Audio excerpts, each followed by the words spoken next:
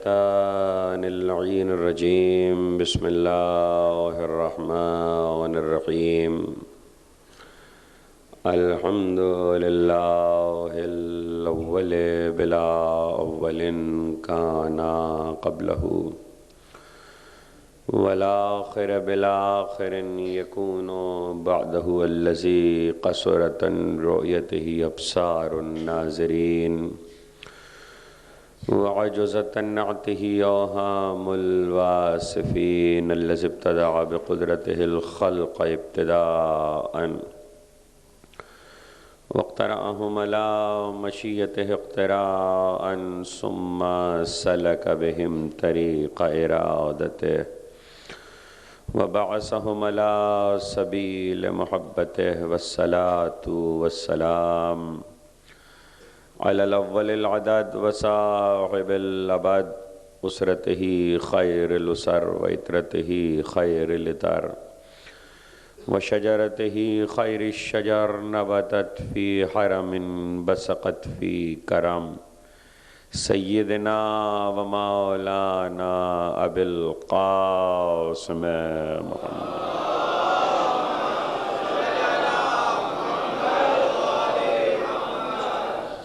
وأهل بيته الطيبين الطاهرين المعصومين المظلومين الذين أذهب الله عنهم الرجس وطهرهم تطهيرا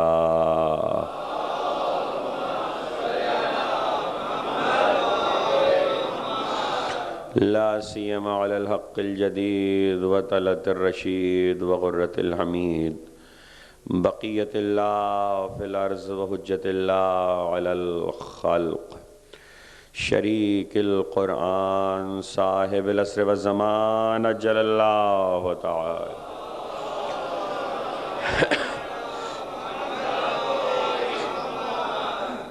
والعنة الدائمة الباقية على أعدائهم ومنكر فضائلهم وغاصب حقوقهم أجمعين من يوم ظلمهم إلى يوم الدين أما بعد فقد قال الله سبحانه وتعالى في محكم كتابه الحكيم وله المثل الأعلى في السماوات والأرض وهو العزيز الحكيم صلوات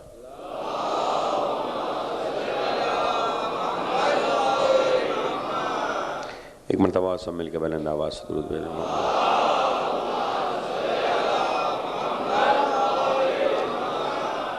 دعائے صحت کے سلسلے میں ہم دعا گو ہیں جناب حسین ساجوانی صاحب کی والدہ کے لیے ہمارے مشفق صدر صاحب ایک اور نوجوان بچہ کراچی میں علیل ہے اون رضا اس کے لیے اور جو مومنین بیمار ہیں پروردگار عالم سے ہم دعا گو ہیں کہ خدا بحق بیمار کربلا انہیں شفائے کامل و عاجل عطا فرمائے ایک مرتبہ صلوات بھیج دیں محمد و آل محمد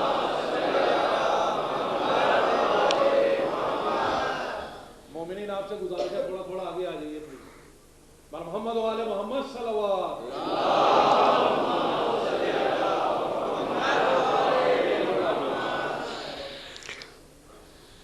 ایک مرتبہ پھر ہم عشرہ اربعین میں ذکر سید الشہداء ذکر اہل بیت کے تصدق میں ایک دوسرے سے ملاقی ہیں رہتی دنیا تک جب تک خدا کا وعدہ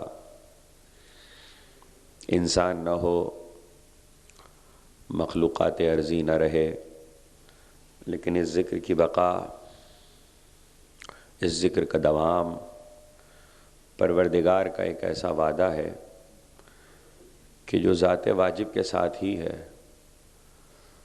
اور ذات واجب چونکہ ہمیشہ ہے ہمیشہ سے ہے اور ہمیشہ کے لیے ہے اس لیے جس چیز کا وعدہ خدا کر لے اور جس چیز کی ضمانت دے دے گویا اللہ نے اپنی ہی طرح کی ہمیشگی اس کو عطا کر دی۔ لوگ آئے اور چلے گئے، جب سے زمین پر حبوط آدم ہوا ہے، آنے والے آئے اور گئے، لیکن کس کا ذکر باقی رہا، کس کا ذکر زندہ رہا، کس کے ذکر پر لوگوں کی سماعتیں متوجہ ہوئیں، اس سے بھی زیادہ اہم یہ بات ہے کہ کس کا تذکرہ فیض رساں ہے، کس کے تذکرے سے انسانیت کو نفع پہنچ رہا ہے، کس کے ذکر سے بنی نوع انسان کو فائدہ پہنچ رہا ہے۔ جب تک فائدہ پہنچتا رہے گا، قرآن کا یہ وعدہ کہ اما ما ينفع الناس فیمکث فی الارض، جس چیز میں انسانیت کے لیے نفع ہے اسے تو ہم زمین پہ باقی رکھتے ہیں، اسے اللہ نے زمین پہ باقی رکھا ہوا ہے، تو بقا یقیناً اس نفع کے ساتھ ہے، اور ایسا نفع ہے کہ جو ابدی ہے، ذکر میں بھی ہے اور تعصی میں بھی ہے۔ اہل بیت کا کمال یہ ہے کہ آل محمد کی شخصیت کی تعصی میں بھی نفع ہے اور ذکر میں بھی نفع ہے۔ تعصی میں کردار بنتا ہے، ذکر میں عقبہ بنتی ہے۔ یہ اہل بیت کی شخصیت ہے، اور اسی لیے وہ پروردگار جس نے اپنی کتاب کو نازل کیا، تمہیدی تقریر ہے، اپنے عنوان کا تعارف کرا رہا ہوں اس عشرے کے لیے، وہ پروردگار جس نے اپنی کتاب کو نازل کیا بنی نوع انسان کی ہدایت کے لیے، نبیوں پر نبی بھیجے، رسولوں پر رسول بھیجے، ہادیوں پر ہادی بھیجے، پیغمبروں کے بعد پیغمبر آئے، لیکن انسان سدھر کے نہ دیا۔ دیکھیے، ضرورت ہدایت ختم ہو جاتی تو ہادی کا آنا بند ہو جاتا۔ ہادی کا آنا یہ بتا رہا ہے کہ ضرورت ہدایت باقی ہے، اور جب تک ہادی رہے گا ضرورت ہدایت رہے گی۔ اگر اللہ نے سلسلہ ہدایت کو بند کر دیا ہوتا تو ہم بھی مان لیتے کہ سب ہدایت یافتہ ہیں۔ نبوتوں کے بعد بھی ضرورت ہدایت باقی رہی، رسالتوں کے بعد بھی ضرورت ہدایت باقی رہی، حد ہو گئی کہ قرآن آنے کے بعد بھی ضرورت ہدایت باقی رہی، کتاب آنے کے بعد بھی ہادی کی ضرورت باقی رہی، اس لیے کہ انسان کی ایک سرشت ہے، انسان کی ایک نفسیات ہے، اور خلق کرنے والا بہتر جانتا ہے کہ میں نے اپنی مخلوق کو کس سرشت پہ خلق کیا ہے۔ دیکھیے، انسان سن کر کم سمجھتا ہے، دیکھ کر زیادہ سمجھتا ہے۔ اللہ نے انسان کو اس سرشت پہ پیدا کیا ہے کہ انسان سن کے کم سمجھتا ہے، دیکھ کے زیادہ سمجھتا ہے، پڑھ کے کم سمجھتا ہے، دیکھ کے زیادہ سمجھتا ہے۔ اللہ نے ہادی اس لیے بھیجے، اسی لیے مقام ہدایت پر کتابوں کی تعداد کم ہے، رسولوں کی تعداد زیادہ ہے، اس لیے کہ کتاب پڑھی جاتی ہے یا سنی جاتی ہے، رسول کو دیکھا جاتا ہے، رسول کے عمل کو دیکھا جاتا ہے۔ اور اللہ نے یہ ساری مثالیں اس لیے قائم کی کہ دیکھو، ایک کے کردار کو دیکھو، دوسرے کے کردار کو دیکھو، اگر انبیاء سمجھ میں آ رہے ہیں تو ٹھیک، نبوت سمجھ میں آ رہی ہے تو ٹھیک، اور اگر وہ بھی نہ سمجھے اور انسان یہ کہہ کر آگے بڑھ گیا کہ ہمارے ہی جیسا تو ہے، تو بس اب یہ جملہ یاد رکھیے گا، ساری تاریخ مل کر، توجہ کیجئے گا، ساری تاریخ مل کر رسولوں تک کی منزل پہ تو یہ کہہ سکی کہ ہمارے جیسا ہے، انکار عصمت کے باوجود کوئی علی اور اولاد علی میں ائمہ کے لیے یہ نہ کہہ سکا کہ ہمارے جیسے ہیں۔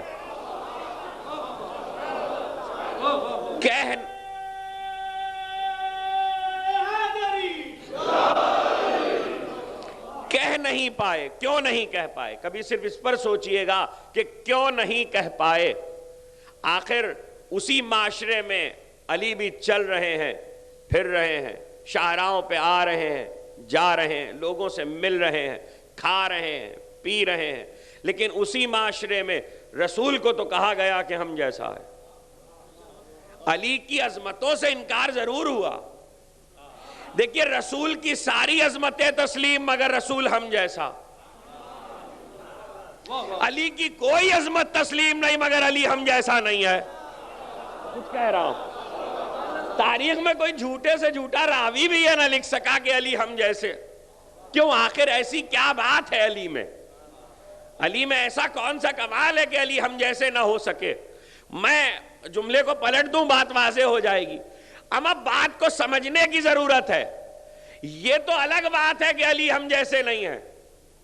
دیکھیے دنیا رسول جیسی بننے کی کوشش کرتی رہی تو دعوے کرتی رہی، اس لیے کہ رسول کو اللہ نے رحمت للعالمین بنایا تھا. تو رسول نے معاشرے میں ایسی زندگی گزاری کہ ہر ایک اس کے مطابق زندگی گزار لے. علی کے لیے کچھ فرائض ایسے رکھے گئے تھے کہ جو سطح انسانیت سے عام آدمی کی سطح سے مختلف تھے. بات یہ نہیں ہے کہ علی ہم جیسا نہیں ہے، بات یہ ہے لوگوں نے بہت کوشش کی لوگ علی جیسے نہ ہو سکے.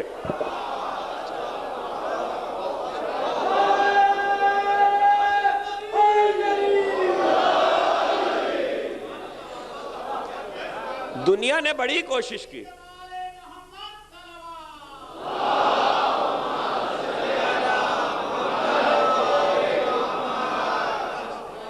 لوگ علی جیسے نہ ہو سکے. ایک کردار دکھا دیجئے مجھے تاریخ اسلامی میں، معصومین سے ہٹ کر، اہل بیت کے گھرانے سے ہٹ کر، بنی ہاشم کو چھوڑ کر، ایک کردار دکھا دیجئے جس کے بارے میں یہ کہا جائے کہ وہ کردار یہ دعویٰ کرے کہ میں تاسی علی میں کامل ہوں. میں کچھ کہہ رہا ہوں، میں تاسی علی میں کامل ہوں. میں نے علی کی شخصیت کو، علی کی سیرت کو اوڑھ لیا. اچھا خود نہ کہہ سکے کوئی اور اس کے لیے کہہ سکے کہ انہوں نے علی کی سیرت کو اوڑھ لیا. ایسے علی کو اپنایا کہ علی جیسے ہو گئے. بھئی کسی اور کے لیے کیسے ہوگا جو علی کی بزم میں بیٹھنے والے ہیں؟ میسم، کمائل، رشید حجری، حجر ابن عدی، ان کے لیے بھی تاریخ نے بڑے بڑے اوصاف لکھے، لیکن یہ ہمت کسی مورخ کی نہیں ہوئی کہ کوئی یہ لکھ دے یہ علی جیسے ہیں. اس لیے کہ انہوں نے کبھی خود بھی دعویٰ نہیں کیا کہ ہم علی جیسے ہیں. علی کے اتنے قریب رہے، علی کو اوڑھ لیا انہوں نے. اس سے زیادہ اچھا اردو کا محاورہ میں نہیں بتا سکتا آپ کو، نہ استعمال کر سکتا ہوں. علی کی سیرت کو اوڑھ لیا مالک اشتر نے، علی کی سیرت کو اوڑھ لیا میسم نے، علی کی سیرت کو اوڑھ لیا کمائل نے. لیکن اس کے باوجود بھی ایک ایسا نہیں ہے جس کے لیے تاریخ یہ لکھ سکے کہ علی جیسے ہو گئے. اس کے معنی یہ ہے کہ بندہ کسی بھی مقام تک پہنچے، اللہ نے مقام علی پہ ایک روک لگائی ہے، ایک حد بنائی ہے کہ انتہائی کوشش کے باوجود کوئی علی جیسا نہیں ہو پاتا، الا یہ کہ علی خود اپنے جیسا کسی کو بنانے کی سند دے دیں. یہ ایک بہت نازک مسئلہ ہے، آنے والی تقریروں میں اس کی وضاحت کریں گے. دیکھیے بتوفیق الہی بتائی دے محمد و آل محمد، الا یہ کہ علی خود یہ سند دے دیں کہ میں نے تجھے اپنے جیسا بنا لیا، اور یہ سند کل ایک کے لیے ہے. علی کی غلامی میں آنے والوں، علی کے اصحاب میں رہنے والوں میں کسی کے لیے یہ سند موجود نہیں ہے. کل ایک کے لیے ہے جس کے نام اپنے خط میں علی نے یہ جملہ لکھا ہے کہ میں نے تجھے اپنے جیسا بنا لیا. وہ بعد میں بتاؤں گا کہ وہ کون ہے. پہلے یہ عرض کروں گا کہ کوئی علی جیسا بن نہیں سکتا جب تک علی اپنے جیسا خود نہ بنائے. کچھ کہہ رہا ہوں، میں نے تجھے اپنے جیسا بنا لیا.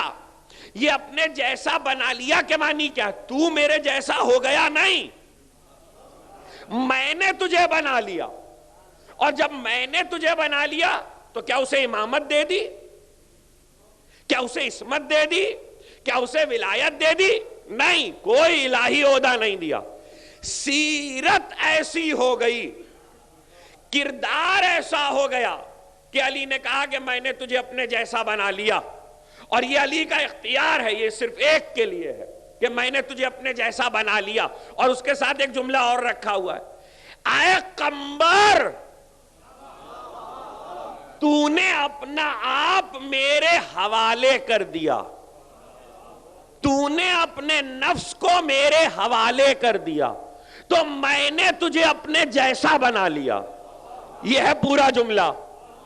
اب یہاں سے عدل علی بھی معلوم ہو گیا، جس پہ آنے والی تقریروں میں گفتگو ہوگی، کہ عدل علی یہ ہے کہ جو اپنے نفس کو کامل طور پر علی کے حوالے کر دے، جس کے اپنے نفس میں نہ اپنی کوئی رائے ہو، نہ اپنی کوئی تمنا ہو، نہ اپنی کوئی خواہش ہو، نہ اپنی کوئی مرضی ہو۔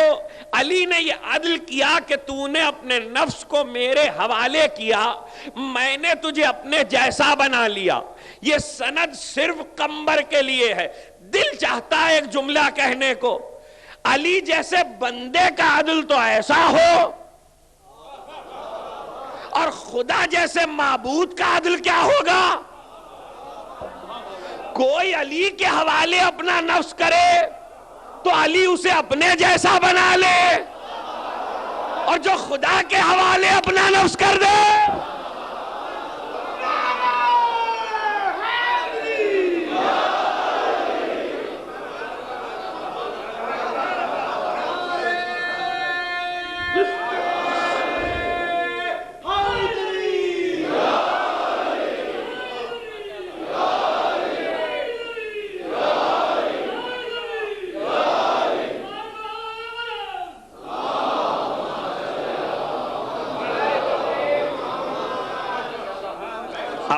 ایسا بنا لیا، تو ٹھیک ہے، تاریخ اگر بڑھ کے یہ کہے کہ کوئی خدا جیسا نہیں ہو سکتا تو ہم متفق ہیں تاریخ کے ساتھ۔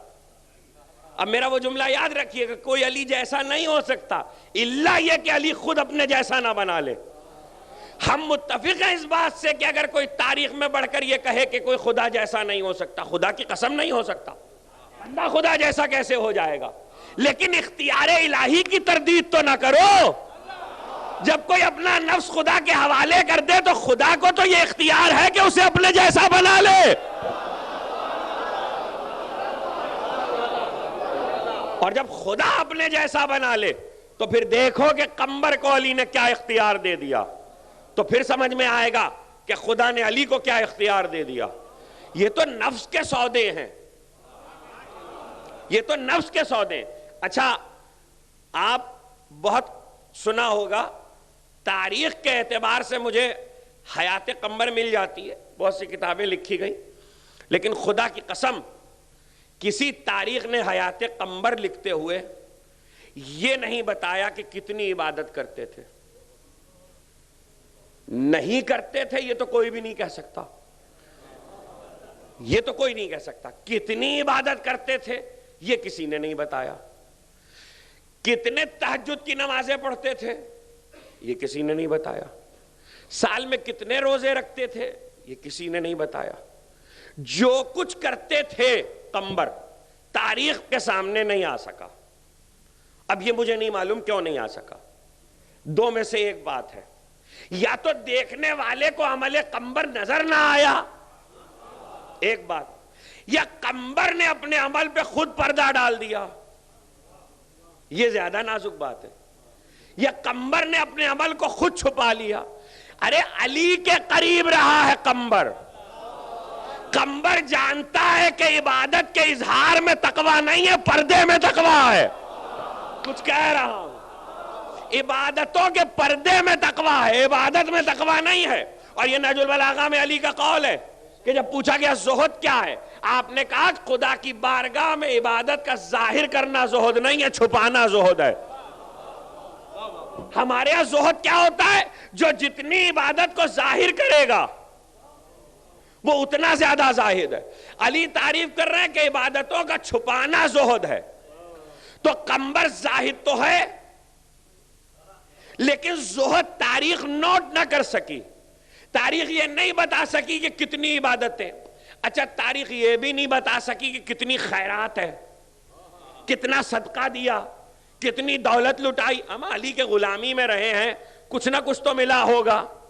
ساری زندگی نہیں ملا تو پچھلے عشرے کی ایک مجلس سے جملہ جوڑ دوں کہ ساری زندگی نہیں ملا تو وہ ایک مرتبہ 400 اونٹ تو ملے تھے. اور قمبر کا کمال دیکھیے، ہائے ہائے خدا کی قسم جملہ آ گیا، محفوظ کر لیجئے گا. قمبر کا کمال دیکھیے کہ 400 اونٹ مل رہے تھے. ایک قمبر اس موقع پہ علی سے خود لیتے سوال کر کے اور پھر اپنی سخاوت دکھا دیتے. قمبر نے اپنی سخاوت پہ پردہ ڈال دیا، علی کے ساتھ ہو گئے، علی کے ساتھ آ گئے. ایسا غلام ہو کہ جو اپنی خصوصیات پہ پردہ ڈال دے. یہ کس سے سیکھا ہے قمبر تو نے؟ یہ کس سے سیکھا کہ اپنے کمال کو چھپا لو؟ کہ میں نے اپنے مولا سے سیکھا. قمبر کیسے سیکھا؟ کہ تمہیں کیا معلوم، میں نے سنا تھا کہ بچپن میں علی جب کعبے میں پیدا ہوئے تھے وہ عالم شیرخواری، تو علی نے قرآن کی تلاوت کی تھی، تو مجھے بھی معلوم ہے کہ علم علی کیا ہے. سلونی کا دعویٰ کرنے والا علی میں بھی جانتا ہوں، میں ساتھ رہا ہوں، مجھے بھی معلوم ہے کہ علی کا علم کیا ہے اور میں علی کے علم کا عارف ہوں. لیکن میں نے عجیب بات دیکھی. قمبر تو نے وہ کیا دیکھا؟ میں نے یہ دیکھا کہ علی جب مسند اقتدار پر آئے تو علی نے جو پہلا خطبہ دیا اس میں سلونی کے دعوے کے بعد ایک جملہ کہہ دیا، سلونی سلونی قبل ان تفقدونی ھذا صفت العلم ھذا لعاب رسول اللہ. یہ میں نے علی سے سیکھا ہے کہ کمال اپنا ہو لکھوا دو بڑے کے نام، لکھواؤ کسی بزرگ کے نام. علی نے سارا علم پیغمبر کے نام لکھوایا. میں اشارے کرتے ہوئے گزر رہا ہوں، اپنے عنوان کا تعارف بھی کرا دوں گا اور تفصیل کل سے انشاءاللہ شروع ہوگی بتوفیق الہی بتائید محمد و آل محمد. نہ قمبر موضوع ہے نہ قمبر کی حیات موضوع ہے. اتفاق کی بات ہے کہ اس وقت بات شروع ہو گئی. آج انسان جب اپنے بچوں کو تعلیم دینا چاہتا ہے، چاہے دنیا کے کسی ملک میں رہتا ہو، ایشیا میں ہو، یورپ میں ہو، امریکہ میں ہو، کسی بھی ملک میں ہو، جب لوگ بچے کو تعلیم دینا چاہتے ہیں تو اس بچے کو کردار سکھاتے ہیں اور معاشرے کی ایسی شخصیتیں سکھائی جاتی ہیں، ان کا کردار بیان کیا جاتا ہے کہ بچہ اسے قبول کر لے اور اس سے متاثر ہو جائے. یہ جو تاثر بچے پر ہوتا ہے، چونکہ اللہ خالق ہے انسان کی نفسیات کا، اس لیے پروردگار جانتا ہے کہ یہ تاثر بڑا گہرا ہوتا ہے. اتنا گہرا تاثر ہوتا ہے کہ پورے قرآن میں اللہ نے یہی کام کیا ہے. سر سید احمد خان نے اس ایک نظریے کی بنیاد پر ایک جگہ پر غلط فہمی میں مبتلا ہو گئے اور اپنی تفسیر میں انہوں نے یہ لکھا کہ آدم و نوح و ابراہیم و موسیٰ و عیسیٰ اور انبیاء کا جتنا ذکر قرآن نے کیا ہے یہ حقیقت نہیں ہے.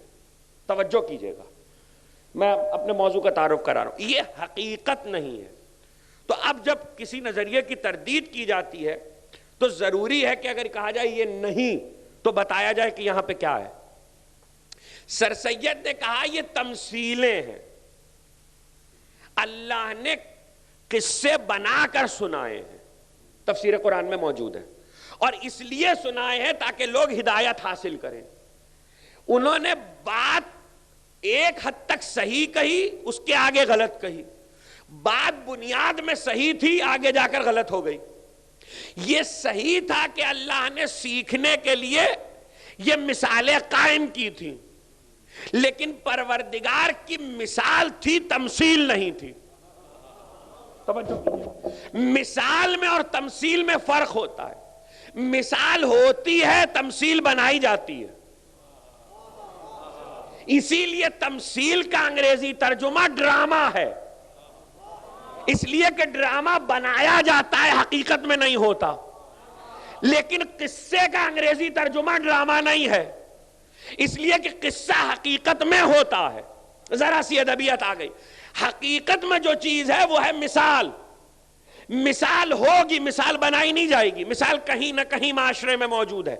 جیسے اب اس میں دو چیزیں ہیں. آپ کیا تمثیل کی بہت بڑی مثال، تمثیل کی مثال مولانا روم اور شیخ سعدی ہیں.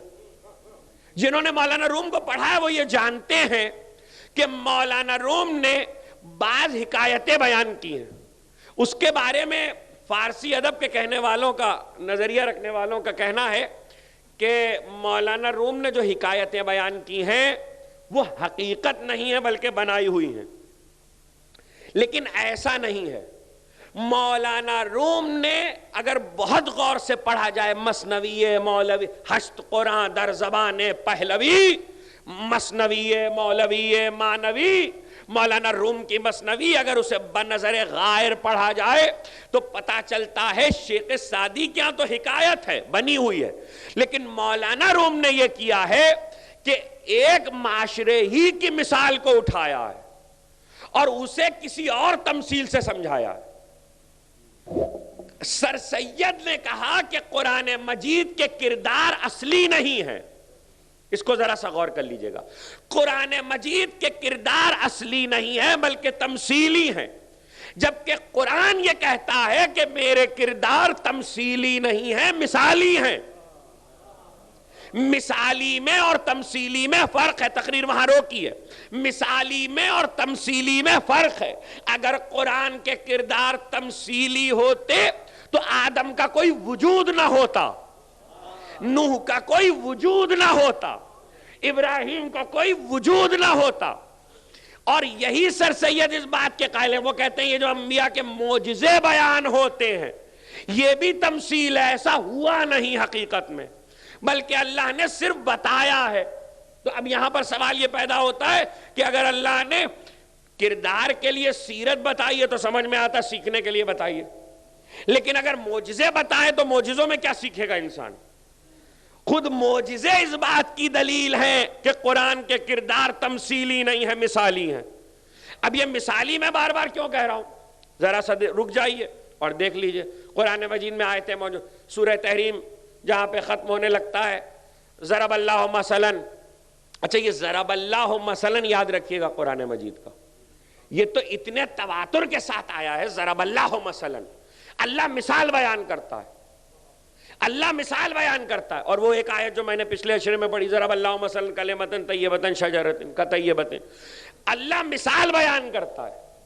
ضرب اللہ مثلا امرأۃ نوح وامرأۃ لوط، اللہ مثال بیان کرتا ہے نوح اور لوط کی بیویوں کی مثال بیان کرتا ہے. یہیں سے بعض مفسرین کو دھوکا ہوا کہ نوح اور لوط کی بیویاں اور خود وہ نبی اصلی کردار نہ تھے بلکہ مثال تھی. میں اس بات کو بالکل واضح کر دوں کہ تمثیل بات کو سمجھانے کے لیے ہوتی ہے، مثال بات کو پہنچانے کے لیے ہوتی ہے. تمثیل میں اور مثال میں فرق ہے. مثال سے آپ کو کہیں پہنچایا جا رہا ہے، تمثیل سے صرف سمجھایا جا رہا ہے، تمثیل سے کہیں پہنچایا نہیں جا رہا. مثال عربی زبان میں ہر اس چیز کو کہتے ہیں جو آپ کو کسی منزل کا پتہ بتا رہی ہو. جب تک وہ پتہ بتاتی رہے گی مثال رہے گی، جب وہ پتہ بتانا چھوڑ دے گی مثال نہیں رہے گی. مثال اللہ نے دی ہی اس لیے، چاہے وہ کردار کی ہو چاہے واقعے کی ہو. اگر واقعہ مثال میں آیا ہے تو واقعے کا پتہ بتائے گا، اگر کردار مثال میں آیا ہے تو کردار کا پتہ بتائے گا. مثلا یہیں پہ رک جائیے. نوح مثال قرآن کہہ رہا ہے، آدم مثال، تو اب ان سے متعلق ہر چیز مثال. مثال کے کیا معنی ہوئے کہ اب نوح کا سفینہ بھی مثال ہے، اور جب مثال ہے تو مثال پتہ بتائے گا کسی اور سفینے کی، سفینہ سفینے تک پہنچائے گا. دیکھیے میں کیسے بتاؤں. ابھی ہمارے یہاں پاکستان میں ایک زمان، ابھی بہت ماضی قریب کی بات ہے کہ یہ ہوا کہ جناب رول ماڈل قائم کیے جائیں اور بتایا جائے لوگوں کو کہ یہ مسجد ہے تو ایسی مسجد بناؤ. حسین ساجوانی صاحب اس امام بارگاہ کے لیے ممبر بنوانا چاہتے ہیں بڑھئی سے. بڑھئی کے سمجھ میں نہیں آ رہا کہ ممبر کیسے بنے گا. حسین صاحب نے ایک چاندی کا ممبر چھوٹا سا اس کے سامنے رکھا اور اس چاندی کے ممبر کو سامنے رکھ کر کہا کہ دیکھو یہ چاندی کا ممبر ہے، ایسا بنے گا۔ وہ پہلی مرتبہ لکڑی کا کام وہ کرتا ہے، ممبر نہیں بناتا۔ دیکھیے ہر بڑھائی ممبر نہیں بنا سکتا، جو ممبر سے واقف ہوگا وہی ممبر بنا سکتا ہے، تو ممبر سے واقف ہونا ضروری ہے۔ یہ جو چاندی کا ممبر چھوٹا سا رکھا گیا ہے، یہ مثال ہے اس ممبر کے لیے۔ یہ بہت قیمتی ہے، توجہ کیجئے گا، یہ چاندی کا ممبر بہت قیمتی ہے۔ یہ اتنا قیمتی ہے کہ ہو سکتا ہے کہ قیمت میں اس سے زیادہ ہو، چاندی کا ہے یا سونے کا ہے تو قیمت میں زیادہ ہو۔ یہ لکڑی کا ہے، اس کی ویلیو کم ہے، اس کی قیمت کم ہے، لیکن وہ مثال ہے، یہ اصل ہے، اس لیے کہ اس پہ بیٹھا نہیں جا سکتا، اس پہ بیٹھا جا سکتا ہے، اس پہ خطاب نہیں ہو سکتا، اس پہ خطاب ہو سکتا ہے، وہ مجلس میں نہیں رکھا جا سکتا، یہ رکھا جا سکتا ہے، وہ سمجھانے کے لیے، کسی منزل تک پہنچانے کے لیے، یہ اصل ہے، اس تک پہنچانا ہے۔ ممبر سے ممبر تک ایک مثال، ایک اصل۔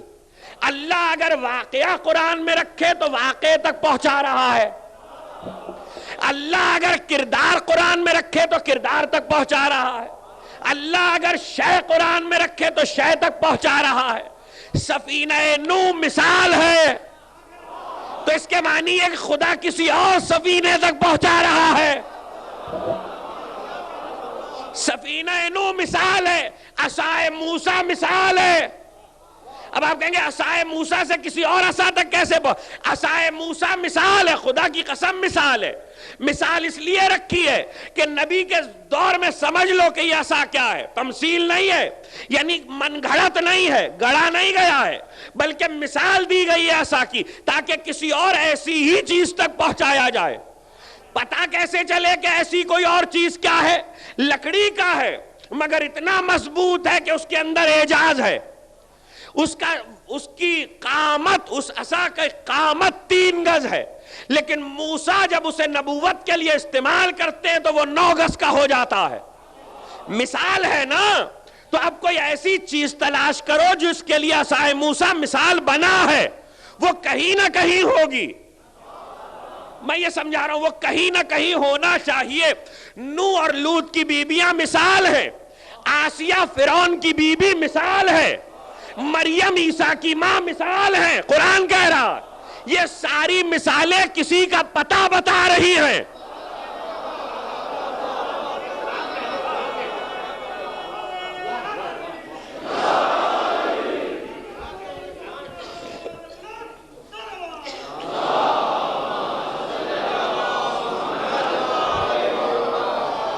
یہ ساری مثالیں کسی کا پتہ بتا رہی ہیں، اور پتہ اس لیے بتا رہی ہیں کہ دیکھو یہ ہم نے تمہیں دکھا دیا، اب ایسا بنے گا، کردار ہوگا تو ایسا، واقعہ ہوگا تو ایسا، سیرت ہوگی تو ایسی۔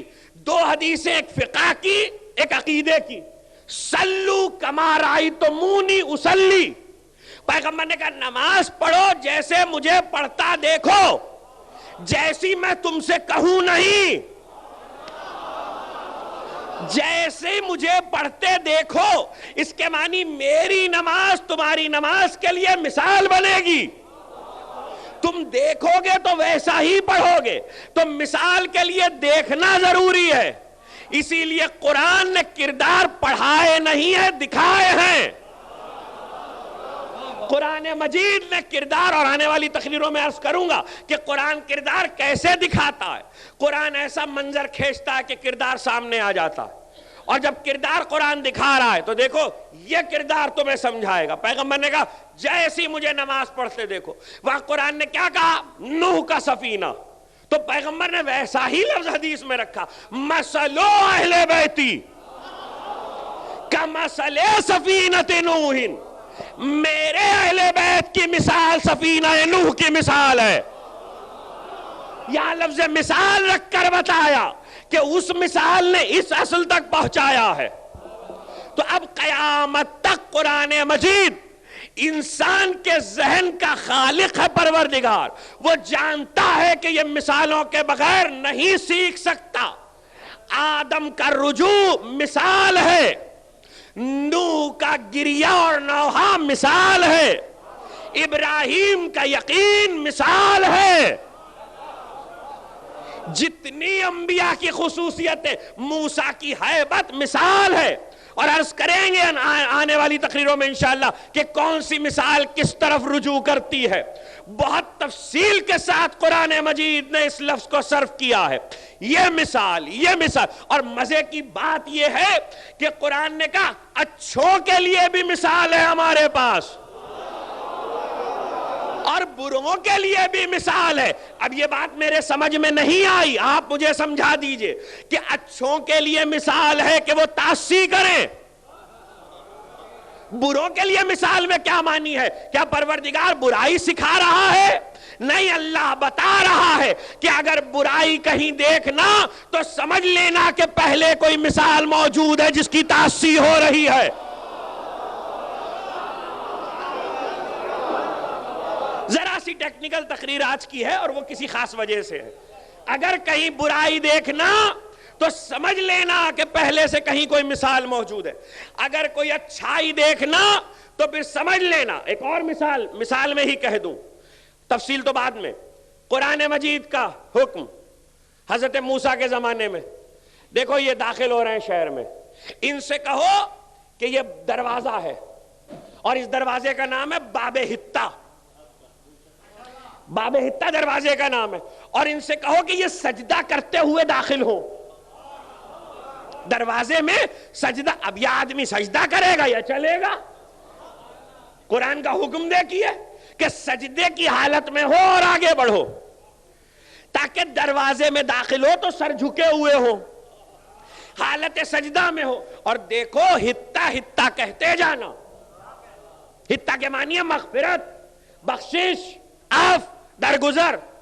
قوم ایسی بھوکی تھی کہ اس نے حتہ کہنے کے بجائے پیٹ پھیر لی، دروازے کی طرف کی پشت، سجدہ تو کیا مگر الٹا، اور الٹا سجدہ کر کے نبی کا حکم نہیں مانا، اور بجائے حتہ حتہ کہنے لگے ہنتا ہنتا، اور ہنتا کہتے گندم کو، یعنی بھوک اتنی لگی تھی کہ گندم مانگ رہے تھے۔ ایک طرف دروازہ تھا، ایک طرف پیٹ تھا۔ قرآن نے مثال رکھی، ایک طرف دروازہ ہے، ایک طرف پیٹ ہے۔ ساری قوم کو پیٹ یاد رہا، دروازہ بھول گئی۔ دروازے میں بخشش تھی، پیٹ کے لیے گندم تھا۔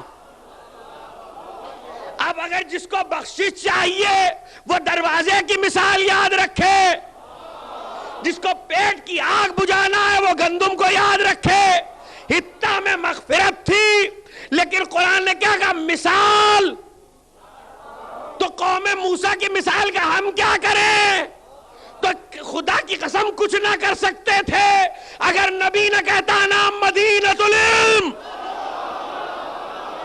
وعلی بابھا، دروازہ بنا کے بتایا وہیں نہیں تھا، یہاں بھی ہے۔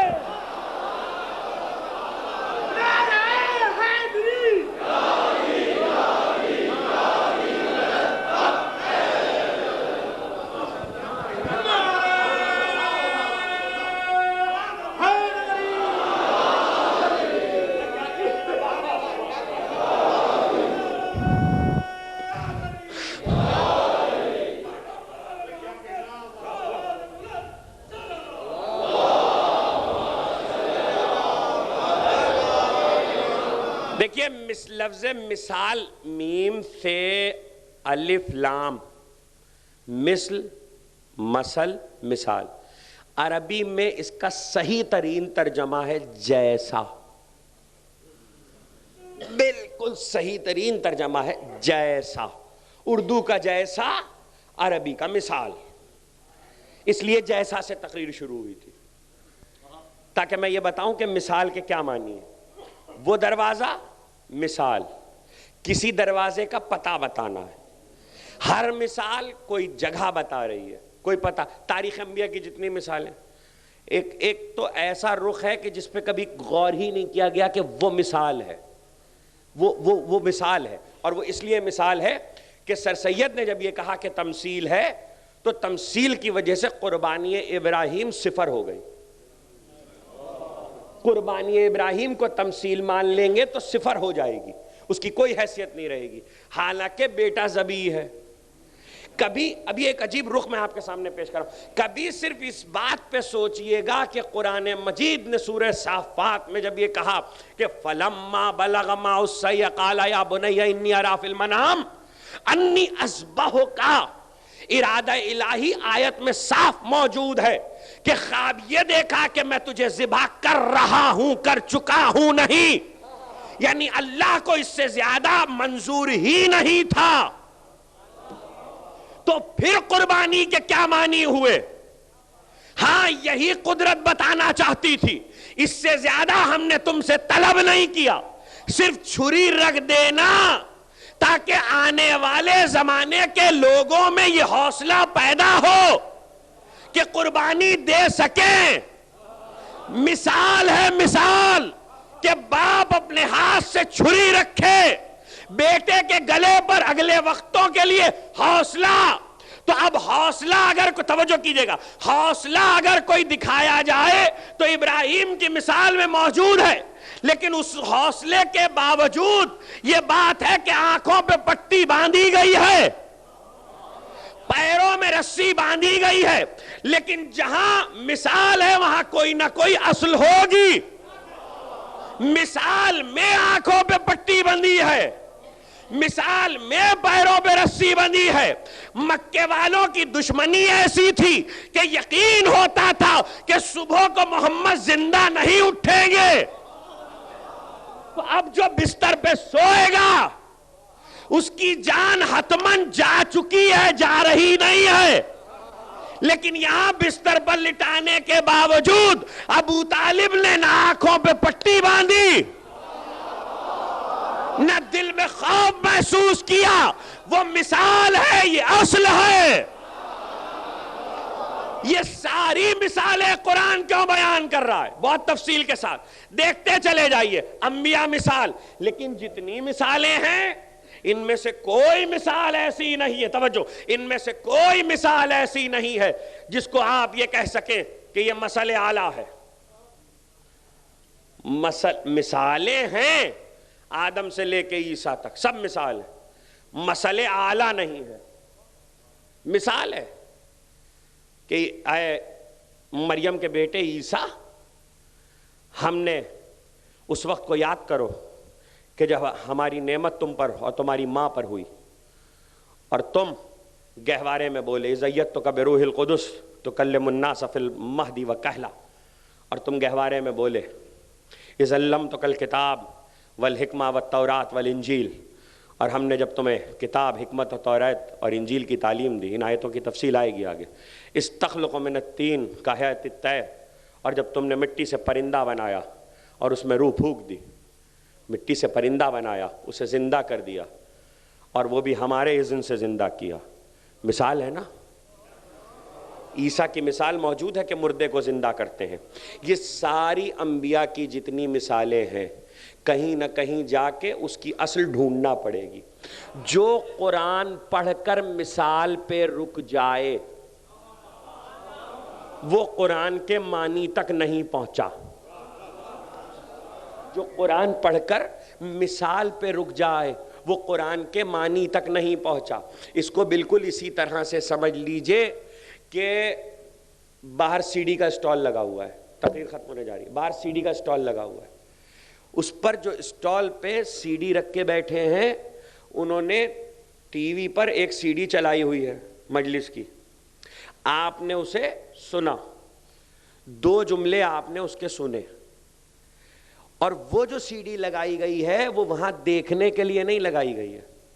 اسٹال پہ مجلس نہیں ہو رہی ہے, سی ڈی بک رہی ہے.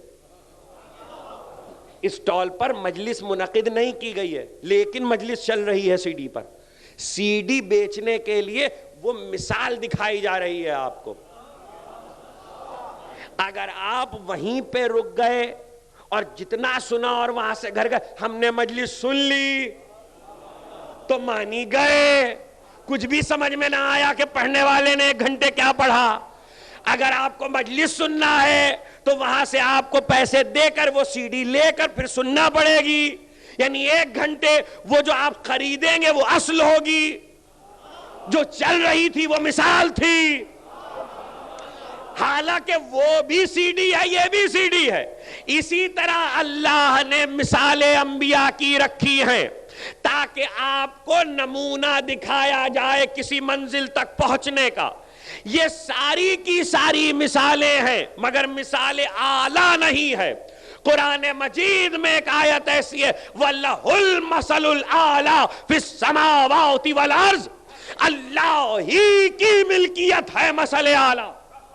مثل اعلیٰ خدا ہی کے لیے ہے, زمین میں بھی اور آسمانوں میں بھی. مثل اعلیٰ پروردگار کے لیے, یہ لام کی وضاحت آنے والی تقریروں میں, لہو اسی کے لیے ہے مثل اعلیٰ. اور صرف اس کے لیے یہاں تک نہیں کہا وَهُوَ الْعَزِيزُ الْحَكِيمُ, وہ صاحب عزت بھی ہے اور صاحب حکمت بھی ہے, اس کے لیے ایک مثل اعلیٰ ہے. اب قرآن سے کوئی پوچھے کہ وہ مثل اعلیٰ کیا ہے, اعلیٰ ترین مثال میں کیسے سمجھاؤں؟ میں ان کی مثال دوں تو بندے سے دوں, سامع, توجہ کیجئے گا, سامع کی مثال سامع سے دوں, ذاکر کی مثال ذاکر سے دوں, ممبر کی مثال ممبر سے دوں, مائک کی مثال مائک سے دوں, نبی کی مثال نبی سے دوں, معصوم کی مثال معصوم سے دوں, خدا کی مثال کہاں سے دوں؟ پروردگار کی مثال کہاں سے دوں جب تک کہ خدا مثال نہ دے؟ اور اللہ کہہ رہا کہ میرے لیے بھی ایک مثال ہے, ایک مثال میرے لیے ہے. یہ قرآن ذمہ دار ہے, میں ذمہ دار نہیں ہوں. میرے لیے بھی ایک مثال ہے. اے پروردگار, تو خالق ہے, تو معبود ہے, تو رب ہے, تیرے لیے مثال کہا, میرے لیے بھی ایک مثال ہے. وہ مثال اعلیٰ ترین مثال ہے. انبیاء کے لیے جو مثال ہے وہ ساری مثالیں بہت اچھی ہیں, لیکن جو میرے لیے مثال ہے, اب کیسے پتا چلے کہ میں اللہ کے لیے مثال کیسے ہو سکتی ہے؟ ایسا ہی بنا ہوا ممبر کراچی میں نے مجلس میں دیکھا, اور میں مجلس پڑھنے امام باڑے پہنچا تو میں نے کہا ارے یہ حسین ساجوانی صاحب نے حسینیہ زہرا کا ممبر کراچی کیوں بھجوا دیا؟ تو دبئی کے ایک صاحب موجود تھے, کہنے لگے حسین صاحب نے نہیں بھجوایا, یہ ویسا ہی دوسرا ہے, آپ کو دھوکہ ہوا ہے. ہو گئی تقریر.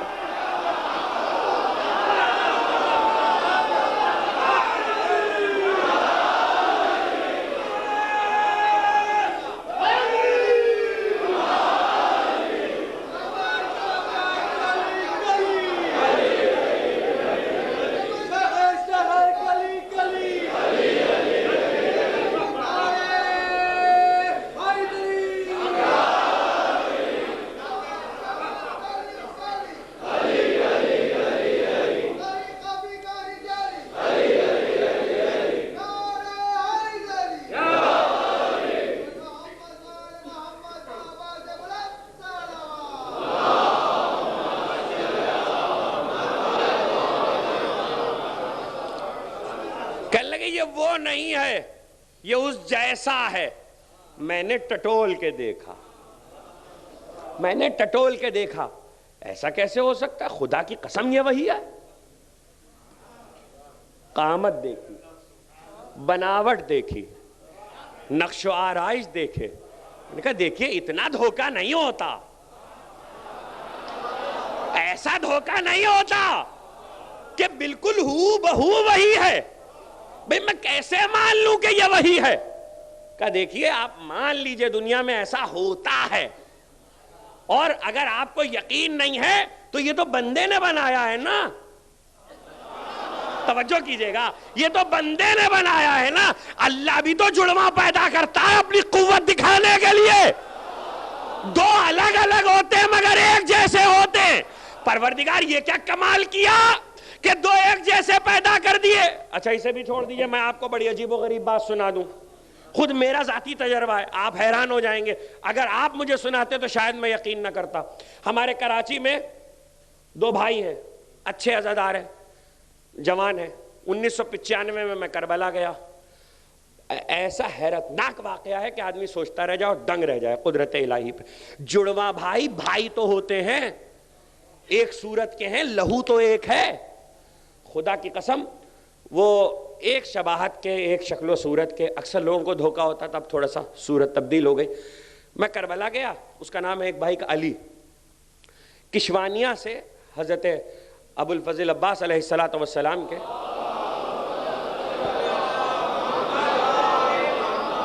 مثال ہے، جو کہہ رہا ہوں مثال ہے. کشوانیہ کی طرف جب واپس آیا میں زری سے نکل کے، اس زمانے میں کشوانیہ اندر ہوتے تھے کفشداری، تو میں نے ٹوکن دیا، چپل اٹھا کے جو لڑکا اٹھا مجھے چپلیں دینے کے لیے، جوتیاں، تو جب آدمی بے ساختہ ہوتا ہے تو اپنی ہی زبان بولتا ہے. جب انسان کسی حیرت میں ہوتا ہے، استعجاب میں ہوتا ہے، تو اپنی ہی زبان بولتا ہے. تو بے اختیار مجھے یہ بھی خیال نہ رہا کہ میں کہاں عراق میں ہوں تو میں اس سے عربی میں پوچھوں. میں نے ایک دم اس سے کہا، میں نے کہا علی تم؟ وہ حیرت سے مجھے دیکھ رہا ہے. تو پھر مجھے خیال آیا کہ میں عراق. میں نے اس سے پوچھا، اس نے کہا میرا نام عباس ہے. میں نے کہا تمہاری عمر؟ کہنے 17 سال. اس وقت علی کی عمر بھی 17 سال تھی. میں نے کہا تم نے مجھے حیران کر دیا، سر سے پیر تک، ایک کراچی میں ایک کربلا میں. میں نے اس کی تصویر لی، تصویر لے کر میں واپس آیا. کراچی آیا تو بہت دن کے بعد علی آیا تو میں نے اسے تصویر دکھائی. وہ اٹھ گیا. گھر لے گیا تو ان کی ماں تصویر دیکھ کے رونے لگی. میں آج تک اس واقعے پر حیران ہوں کہ دو مختلف بچے، دو مختلف شہروں میں رہنے والے، دو مختلف گھرانوں میں جنم لینے والے، اللہ نے ایک شکل و شمائل کے بنائے. اللہ نے اپنی قدرت دکھائی ہے، پروردگار نے اپنی قدرت دکھائی ہے. جو بندوں کے لیے اتنی اعلیٰ مثال بنائے، جب وہ اپنے لیے مثال بنائے گا، تقریر ختم ہو گئی، تو کیسی مثال بنائے گا؟ اس لیے کہ وَلَهُ الْمَثَلُ الْأَعْلَىٰ، یہاں لفظ اعلیٰ رکھ کر بتایا کہ جو مثال میں نے اپنے لیے بنائی ہے، نہ وہ آدم کے لیے، نہ نوح کے لیے، نہ ابراہیم کے لیے، نہ موسیٰ کے لیے، نہ عیسیٰ کے لیے. پتا کیسے چلتا؟ جاؤ شیعہ سنی تمام محدثین کی حدیث دیکھنا، پیغمبر نے علی کا چہرہ دیکھ کر کہا یا علی انت مثل الاعلیٰ.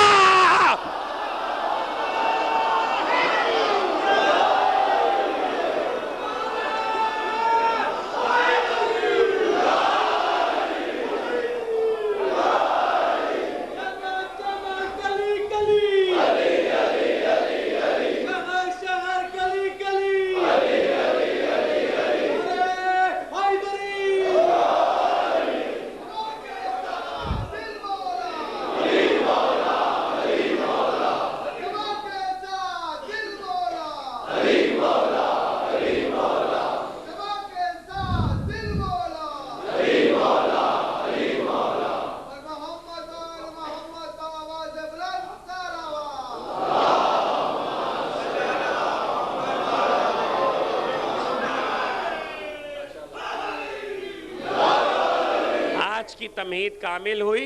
عشرے کا عنوان ہے مثل الاعلیٰ.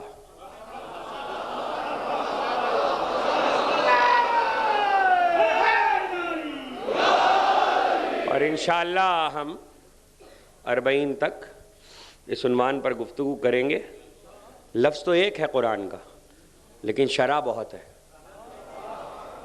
اور انشاءاللہ اس کی شرح میں گفتگو ہوگی. پیغمبر نے کہا یا علی انت مثل الاعلیٰ، اے علی تم ہو مثل اعلیٰ. ایسی تقریر ختم ہو گئی، ایک جملہ لے لیجئے میں آگے بڑھ جاؤں.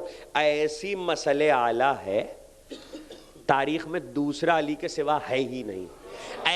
ایسی مثل اعلیٰ ہیں علی کہ بیک وقت علی پہ ایک طرف خدا کا دھوکہ ہے، ایک طرف محمد جیسے بندے کا دھوکہ.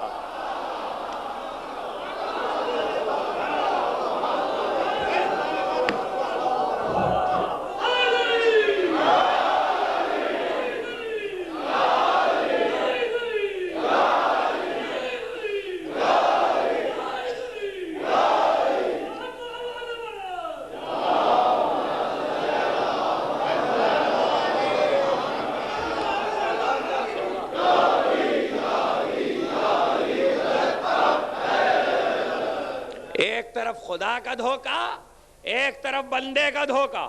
اولین و آخرین میں کوئی ایسا ہے ہی نہیں. کافروں کو رسول کا دھوکہ شب ہجرت میں ہوا، نصیریوں کو خدا کا دھوکہ ہوا. اور اب یہ بھی عرض کر دوں کہ حقیقت دھوکہ نہیں ہوتی، اس لیے یاد رکھیے گا دونوں دھوکوں کے درمیان جو علی ہیں وہ عین ایمان ہیں. ہو گئی بات، اسی کی شرح پہ گفتگو کریں گے. نہ علی خدا ہے نہ علی محمد ہے، بس اس کے درمیان جو ہے وہ عین ایمان ہے. جو نہ نصیری کی بات مانے نہ مکے کے کافروں کی، اور حقیقت کو پہچان لے. یہ ہے مسئلہ اعلیٰ، اور ایسی مسئلہ اعلیٰ کہ جس نے کوئی زندگی کا کوئی شعبہ ایسا نہیں ہے کہ جس میں علی نے اپنی ذات میں اعلیٰ ترین مثال نہ چھوڑی ہو. اس لیے کہا تھا اپنے جیسا بنا لیا. آنے والی تقریروں میں انشاءاللہ گفتگو ہوگی. کل کے لیے یہ اعلان ضروری ہے کہ کل یہاں بعد مجلس خواتین میں شہزادی جناب سکینہ کا تابوت برآمد ہوگا، چونکہ یہ تاریخیں بی بی کی شہادت کی تاریخیں ہیں. 3، 6، 9، 13، 15، 19 مورخین نے ساری تاریخیں، اس لیے کہ قید خانے کی بات تھی.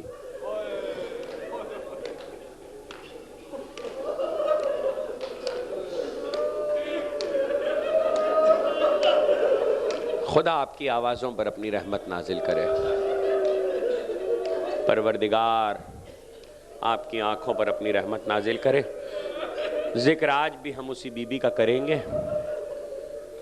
بڑے مرحلے علی کی بیٹیوں نے طے کیے شام و کوفہ کے بازار میں، لیکن عزادارو جب سفر کی پہلی تاریخ کو یہ قافلہ بیووں کا لٹا ہوا دربار شام میں داخل ہوا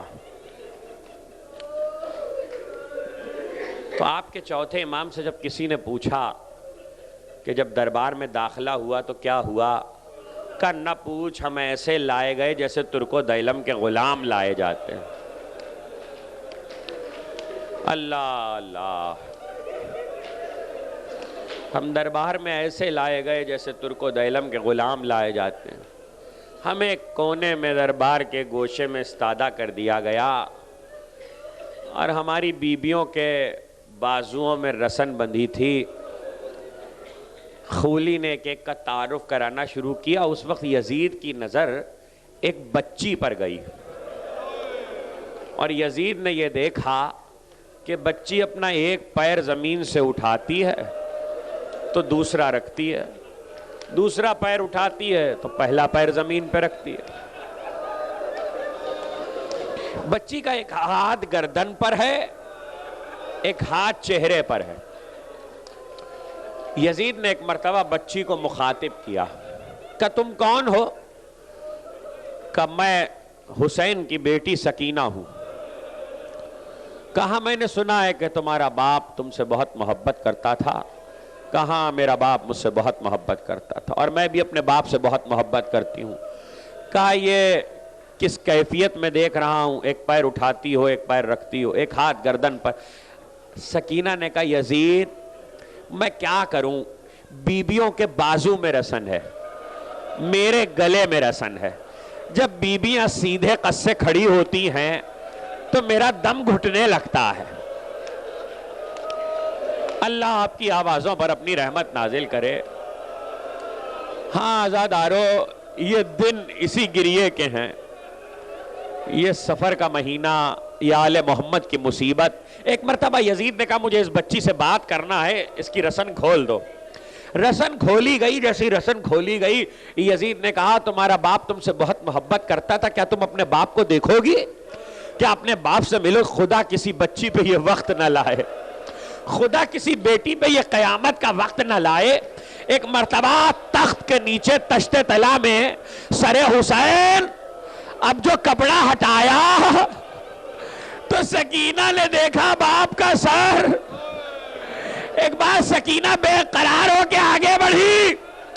یزید نے کہا ایسے نہیں، ہم تو تب سمجھے تمہاری محبت کہ جب تم اپنے مقام سے حسین کو بلاؤ اور حسین تمہارے پاس آ جائے. بس یہ سننا تھا کہ بچی نے ننھا سے دامن پھیلایا اور آواز دی بابا یزید آپ کی محبت کا امتحان لے رہا ہے.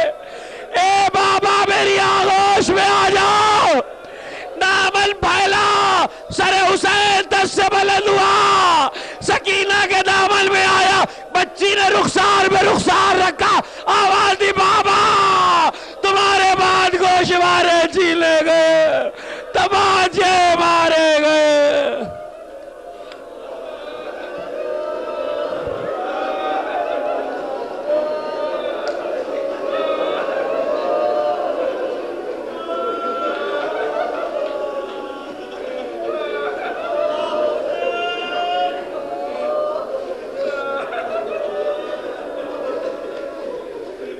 الہی بحق زہرا وابیہا وبعلہا وبنیہا. خدا بندہ ان آوازوں پر اپنی رحمت نازل فرما. یہ آنکھیں جو ہمیں حسین میں شمار ہیں ان پر اپنی رحمت نازل فرما. یہ دل جو محبت آل محمد سے لبریز ایمان کی زیادتی کے ساتھ ان پر اپنی رحمت نازل فرما. پروردگار یہ ہاتھ جو حسین کے ماتم میں سینوں پر پڑتے ہیں ان پر اپنی رحمت نازل فرما. خدا بندہ جو پریشان حال ہیں ان کی پریشانیوں کو دور فرما. جو بے خطا قید و بند کی صحبتیں برداشت کریں انہیں جلد جلد رہائی عطا فرما.